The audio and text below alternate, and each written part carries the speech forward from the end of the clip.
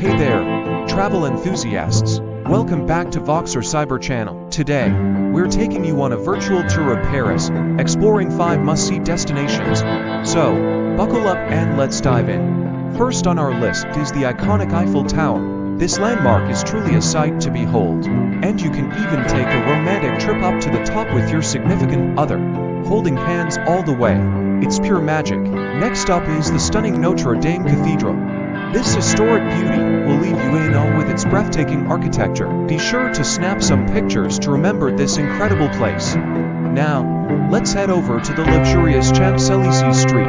Here, you'll find high-end stores like Louis Vuitton and Cartier, where you can indulge in some shopping therapy. Of course, we can't forget about the Palace of Versailles. This grand palace is worth every penny for its over-the-top opulence and lavish interiors that will take your breath away. Last but not least, pay a visit to the charming Le Marais district for authentic French cuisine and unique boutiques that perfectly capture the essence of Parisian style. That wraps up our list of 5 must-see destinations in Paris.